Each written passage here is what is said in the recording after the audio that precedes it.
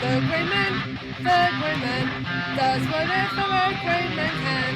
Can he make a comic feed? Yes, he can. He just did. Watch now, a video from Grey Man. A video from Grey Man. Grey Maniacs gather! I'm going for another box. Well, I'm going for the same box I was going through the last two videos. Right, my box H. And let's show you some martial law.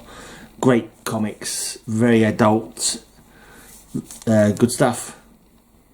I like.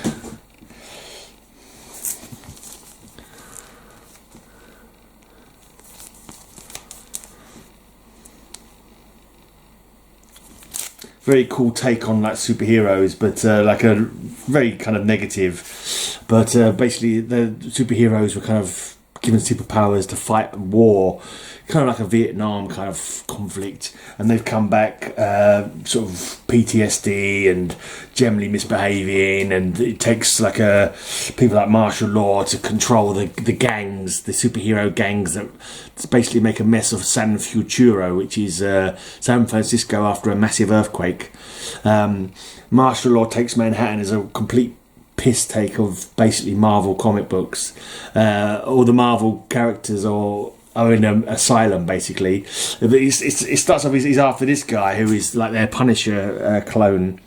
I can't remember what he's called now, but he's basically just killing people, and martial law takes him into the asylum where all the other you can probably see him at the bottom there and work out who they're meant to be.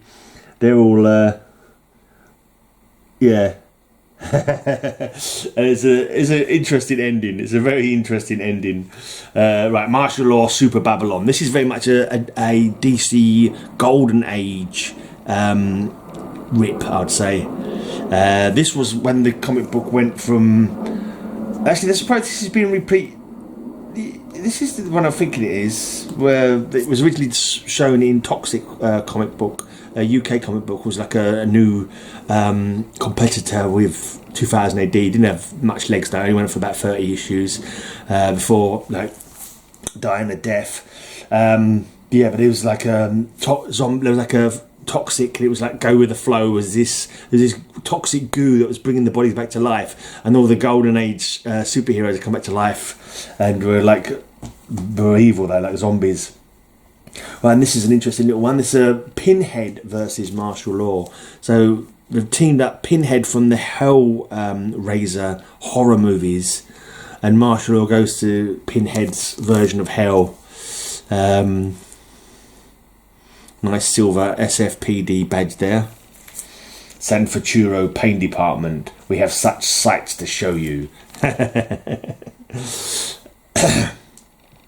Yeah. Good stuff. They've got a team called Gangrene, which is I'm pretty sure it's a homage, if you can call it that, to the Green Lantern Corps. But they're like a bunch of war vets who just go around causing mayhem. I've actually got martial law and Suicider from Gangrene painted on my leather jacket. On the sleeve of my leather jacket, got Etrigan, the demon on one arm, and martial law and Suicider on the other arm. Well, he teams up with Savage Dragon. Pat Mills is the story normally, and it's Kevin O'Neill does the art. Very unique style, Kevin O'Neill. He makes everything look gruesome. You know, it's no beauty in his art. I don't know. It's just a really cool style though, for certain things. Right, and here he is. Teaming up The Mask and martial law.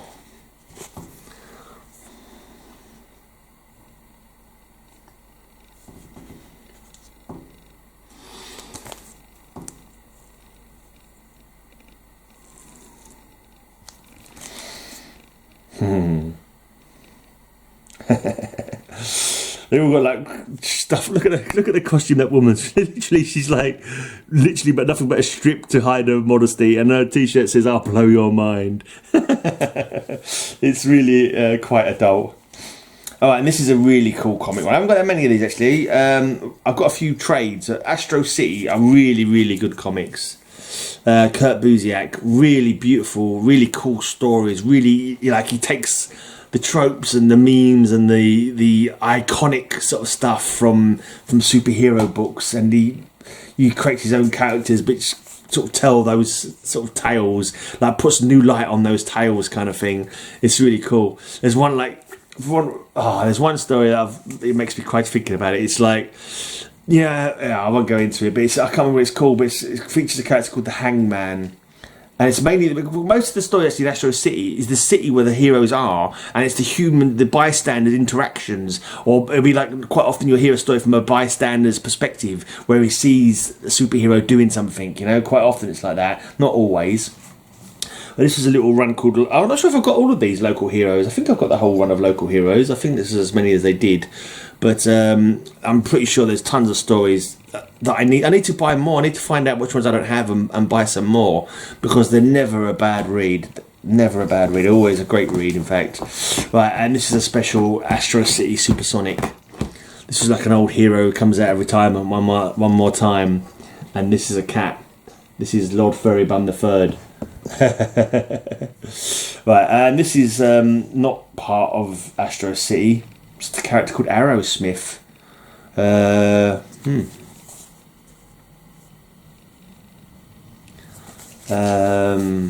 What comics is this? Wildstorm. It says a cliffhanger picture magazine, flipbook number June 2004.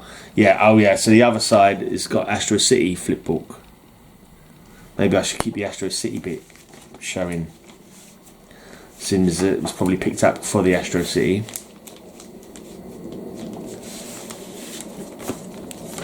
Yeah, but real great, real like adult-y kind of takes on stories, but not adult-y in a sex and violence way, but adult-y in a thoughtful way, I would say. Good, really cool.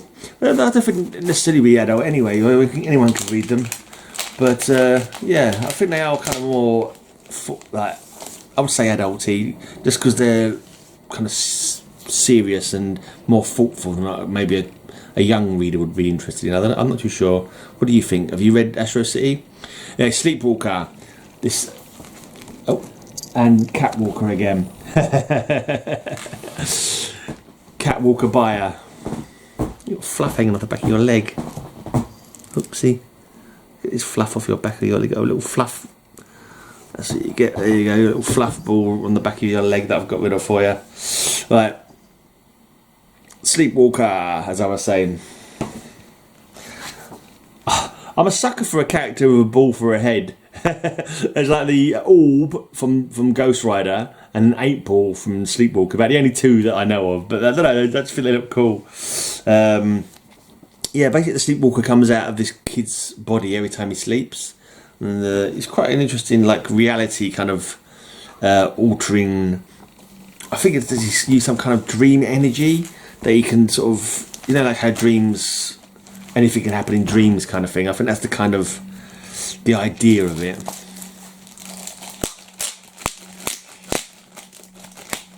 I can't remember, for some reason I get the idea the kid's name's Chris, but I may well be wrong.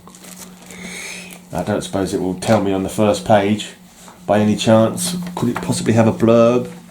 Oh yes, Rick. So I was wrong.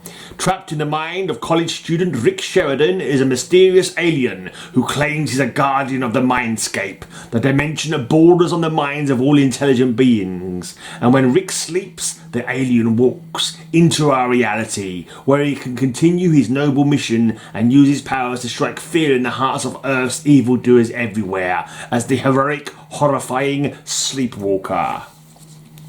There you go. Spidey versus Sleepwalker. Enough said.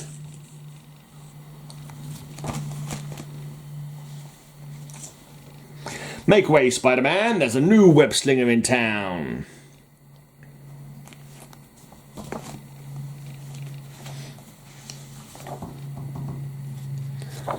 At the mercy of the chain gang.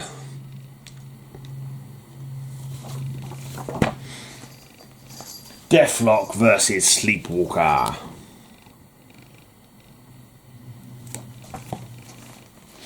Yeah, he's able to alter things with his eye beams. She's lovely, she's lethal. Lullaby.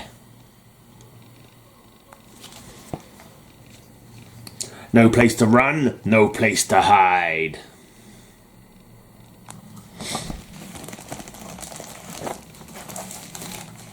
I think this goes for about 24 comics, maybe.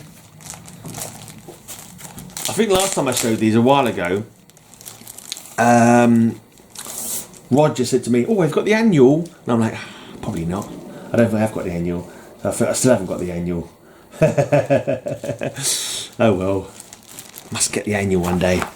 Right, guest starring Ghost Rider. Don't know why I said it like that, but you know, it seemed like the voice to go with. Ghost Rider. At the mercy of Nightmare, a Doctor Strange villain, and also the Hulk's fought him as well. Colour blindness, part 1 of 4. This Sleepwalker is out of his mind. So this is Sleepwalker out of his mind.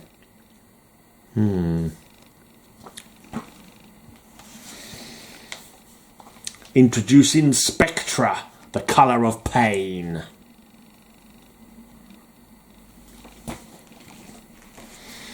Starring the new Fantastic Four. Okay. Well, I've seen Mr. Fantastic, but I've no idea who the other people are.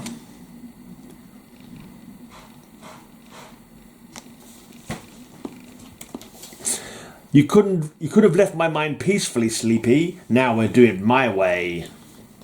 It's like Rick's fighting against him for some reason. Right, Sleepwalker, guest starring Darkhawk and Spider-Man 2. An Infinity War crossover. I'm not sure how big Darkhawk's getting. There was a thing where some people were getting into him for a while, wasn't there? There was a joke with people picking up Darkhawk #1s and that. I'm still trying to get my full Darkhawk one. I've got quite a lot, but quite a few numbers in the 30s I still haven't got. Don't see them around that often. Eventually I'll get them all, but I wonder if Sleepwalker will ever suddenly get a big boost. It's quite a cool. Oh, you can poke out. You can make it into a mask. Cut holes, insert string for mask. I don't think I'll be doing that. I think I'll keep my comic book intact. Thank you very much.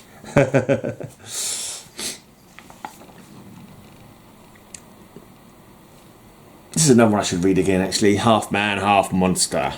I think I have read it twice, actually. I think I did read it another time. Finally, Hobgoblin's trying to kill someone, and it's not me. There's Spider-Man poking his nose in. From the corner blurb. He's not even in the comic book, he's just in the corner blurb. I hope this is a dream. It's not.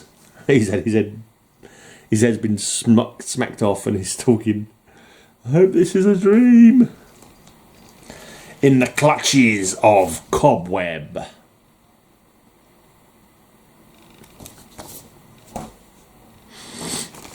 Okay. Getting towards the end. That goes for more than 24 because this is number 24. Here we go. Gang War. And number 25, Invasion Earth.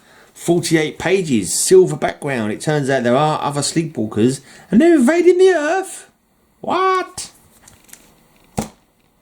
That's not good.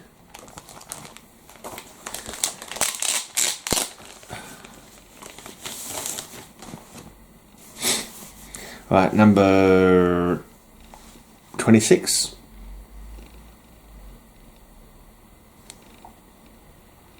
Ooh.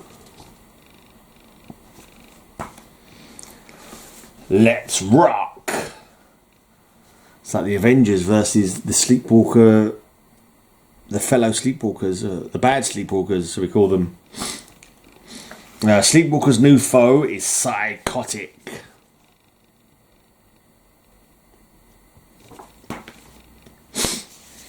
In harm's way.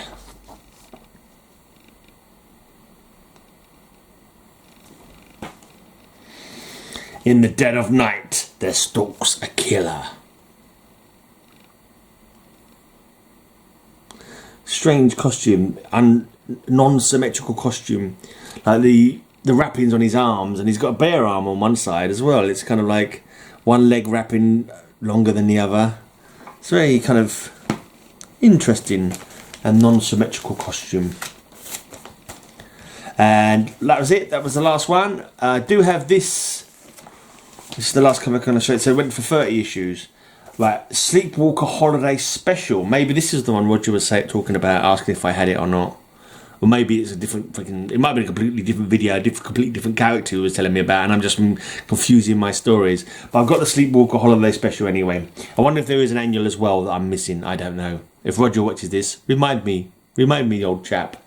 Right, so that's it for this video. Right, the rest of this box is all X-Men. So if you want to see what X-Men I have, it's only half a box, so don't get excited about it. I haven't got a massive X-Men collection. But, yeah. I'm back soon. Until that time, have a great, amazing day. And I wish that all your news, I hope, dream and pray. I don't pray. But may all your news be good news. Have a great, amazing day. I'll have a great, amazing day. Have a great, amazing day. I hope you have a great, amazing day.